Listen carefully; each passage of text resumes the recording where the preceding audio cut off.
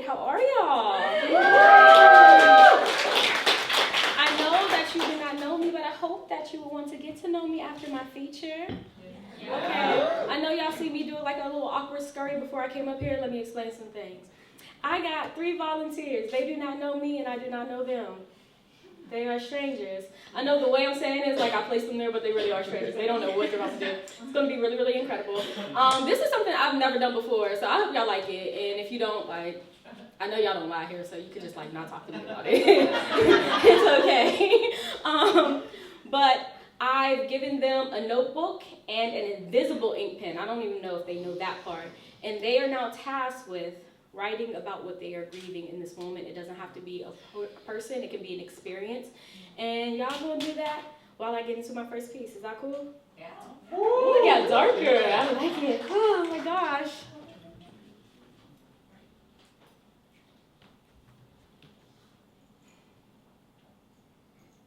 My father doesn't have an honest bone amongst the skeletons. So when he told me my uncle died, I didn't believe him. I still got dressed for work. I made it an hour through my shift before drowning at my desk in a sea of my uncle's photo floating on Facebook. I know it's real, but I'm still scared to check every caption. Now I just think about him. At the most awkward times, I can be in a meeting and suddenly I can hear him singing, "Mr. Telephone Man, something wrong my line." But I think about him most when I'm cooking. I'm making Sunday dinner and I swear I can see my uncle clear as day, sitting, happy, eating the last of my potato salad. I swear I was so fucking mad at him. And I still am.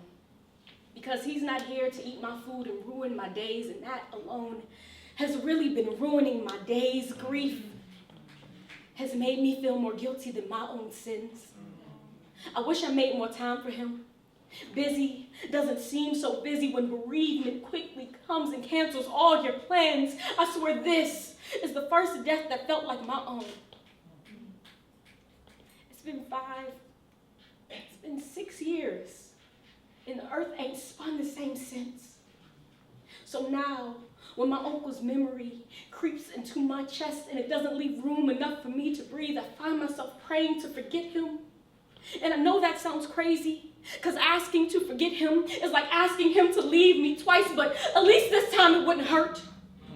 I can't feel what I can't recall. This is the side of grief you are not supposed to give words to, but it has a voice. It sounds like the bargaining stage on repeat. Please, God, please. To see my uncle's face forever in my head, but never again in my eyes is its own kind of hell, and I am no good at playing devil's advocate, so please, God, give me back my Tuesdays. I want to eat potato salad in peace, not in remembrance. I want to sing Mr. Telephone Man without it ending in tears. I want my mama's face, not to burn with the thought of her brother's burial.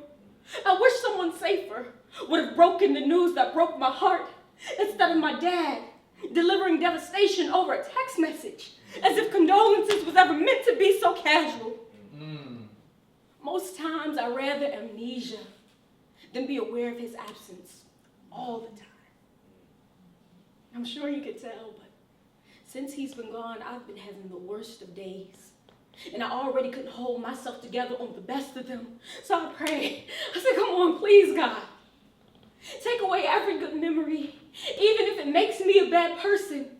Because if you do, I won't remember the guilt or the grief anyway. Woo! Thank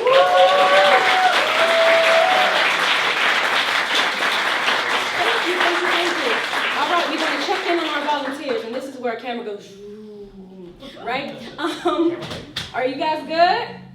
We are now going to pass our books. You got to trust me. It's getting spooky, but you got to trust me. You're going to pass your book to the left. Y'all are already in a kind of circle. Just pass it to the left. Remember, you wrote in invisible ink. They cannot see what you wrote. You are safe. You're safe. Now, the ink pen's beside you, friend. I did not get anyone's name, and that is bad on me. I am Maya. Hi. Okay, you grab the ink pens and give everybody an ink pen. You are now going to reply to that entry with words of encouragement. You want to flip the page, give them words of encouragement about what they wrote. That's the task. You gotta write something. I'm gonna get into the next poem while you do that. Is that all right? Yep. Okay. When life gives him lemons, my boyfriend makes another tattoo appointment. He says it's like his therapy, but doesn't realize how ineffective it is to have words on his skin but never leave his lips. He won't talk about it. And that it can be anything. It can be intrusive thoughts. It can be internalized trauma. It can be the clown-ass cops that shot his cousins, but he won't speak on none of that. Black boys are raised not to raise questions about their feelings. The world keeps trying to convince me my boyfriend's not. And though I know he's not, I still wonder why it seems so simple for him to scar his own skin. Start to realize most black boys will end up under one needle or another. My father has lived a life absent of ink, but not without addiction. My childhood friend had a full sleeve, but still OD'd last year. And now I'm just wishing he would have gotten another tattoo. But I guess it is harder to stay here than it is to stay still in a session where someone is writing out all the reasons you have to leave. I think about my boyfriend even more now. He is a walking diary, but I refuse to add to the dictation. My name on his chest is not how I want to spend forever in his arms, so I check on him. I check on him so much it starts to feel like nagging, but he just says he's fine. Says his tattoos ain't no call for help, or even a far cry from the way I deflect. He wants to know why his coping is questioned, but mine is cathartic. I can now hear the hypocrisy in my concern.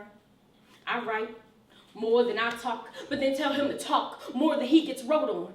He has less tattoos than I have poems, but we have the same amount of problems, and it seems ink isn't solving either of our issues.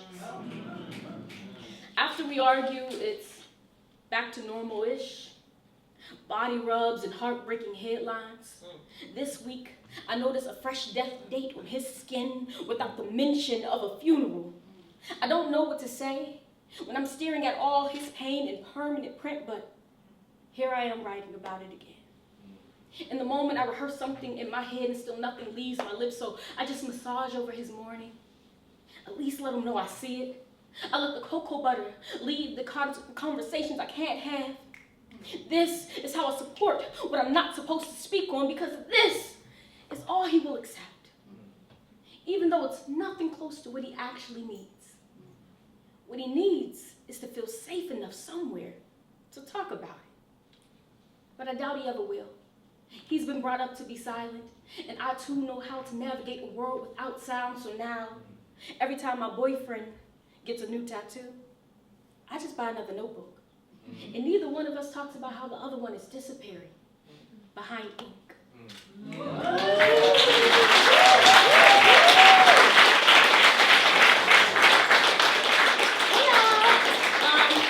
All right, we checking back in. Y'all good? Pass it back to the original owner. And what you are going to do in this here moment, I wasn't expecting to be this dark as Karen. While y'all are reading, y'all feedback, I'm gonna read a couple poems out of my book. Is that cool? Yeah. Okay. Think about if that really relates to what you wrote specifically. Not general, you know, you're cool. Don't ever change yearbook entries. All right, we're going to page 51.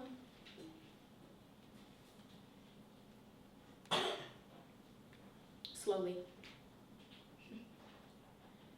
There was a space between the news and my ears where you were still alive. I want to live there again. I call my brother to reminisce.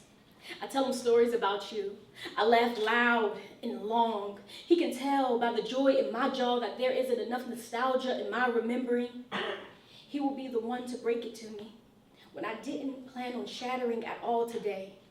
He starts with, "It's crazy what happened."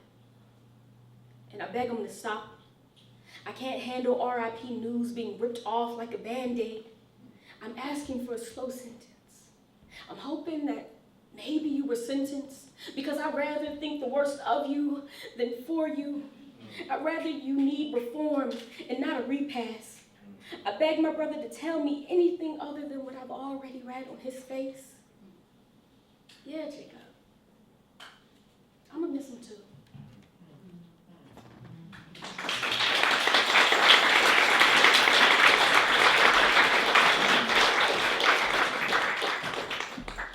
We're getting to the end here. We got 2 more book poems, and then we're gonna talk about what just happened in front of y'all eyes, because y'all don't know either.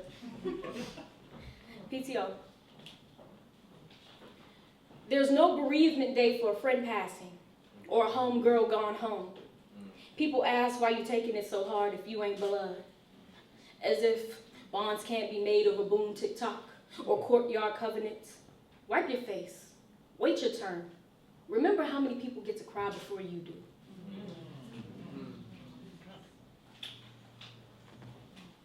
It's a short one. You can clap for that. It's okay. But I also believe in consent. So, like, don't put your hands together if you wasn't feeling it. Like, it's okay. Ghetto gospel. This is the last poem. Y'all say, oh. I'm going to miss you. Okay. I believe the 3 people who said it. I do. Again, I believe in consent. I ain't going to make y'all talk. Remembering is different after death. It's a lonely experience. If you remember wrong, there's no one to correct you. If you remember right, you laugh or cry alone. Grief in the ghetto feels like repeating the same day, but hoping for a different outcome. It feels like disbelief when the possibility was always there. It feels like it was too soon, but no one was keeping count. It feels like it was the wrong place at the wrong time, but you ain't allowed to leave your block. It feels like a betrayal from God. When grief hits the hood, it always hits too close to home. It's always someone you knew, a person you loved, a good reason to fall apart, or maybe a better reason to keep going. Today, I keep going for Dre. Tomorrow for Kamai. The next for Dean. I'll keep going until falling apart doesn't feel like an option anymore. I just don't know when that'll be.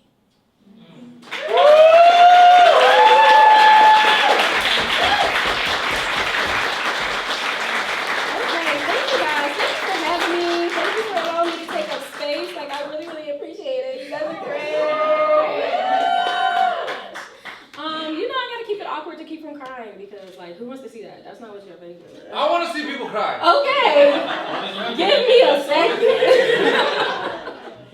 Okay, so what happened was they got one of these. This is a grief journal, and they got one of these. This is an invisible ink pen, and they were tasked. Well, y'all heard the task, and the reminder is no one can support what you do not speak about. So you have a support system. You have to lean into them. You have to let them know how to show up for you in the best ways that you can be supported. But if you don't speak on it, is the feedback correct? Did anyone get something specific to what they wrote down? Yeah, kind of. Okay, they had a word from the Lord. We got a prophet in the building. Come on, prophetess. But anything This dude is like Jesus. Come on. Anything short of a word from the Lord. So many times.